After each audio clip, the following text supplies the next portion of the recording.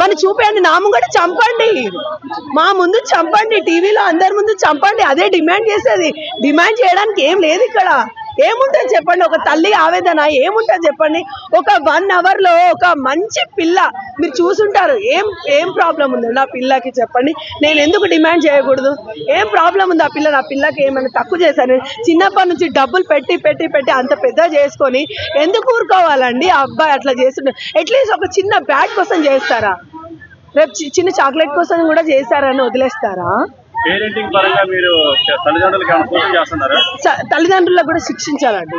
ఎందుకంటే సార్ చెప్పారు కదా, సెల్ తెచ్చుకున్నాడు అప్పుడు అడిగారంట అంటే అప్పుడే దండించుండి చాలా ఘోరంగా చేసుంటే గనక ఇప్పుడు ఇంత అయ్యేవాడు కాదేమో అని నేను అనుకుంటున్నానండి. ఖచ్చితంగా పేరెంట్స్ కూడా ఉంటుంది, పేరెంట్స్ కూడా శిక్షించాలి.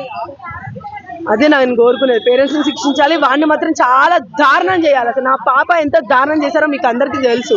నేను చెప్పాల్సి స్కూల్ టీచర్స్ కూడా చెప్పాలి. స్కూల్ టీచర్స్ మా బాబు కూడా చదువుతున్నారు, మీరు వెళ్ళి ఇంటర్వ్యూ తీసుకోండి, ఎలా ఉంటాడు ఏంటి వాళ్ళు కూడా చూస్తుంటే పేరెంట్స్కి చెప్పాలి కదా. ఇప్పుడు పేరెంట్స్ కాకపోతే టీచర్స్కైనా తెలుస్తుంది మెంటాలిటీ ఏంటి అనేది. అబ్బాయి చదువుతున్నాడా వస్తున్నాడా లేదా అని తెలుస్తుంటుంది. సో పేరెంట్స్ అయినా ఇన్ఫార్మ్ చేయాలి కదా, చుట్టుపక్కల వాళ్ళకి కావచ్చు. కానీ పేరెంట్స్కి చెప్పుంటే వాళ్ళని దండించలేరా అని నేను క్వశ్చన్ చేస్తున్నానండి. ఒక యాజ్ ఏ పేరెంట్గా నేను క్వశ్చన్ చేస్తున్నాను.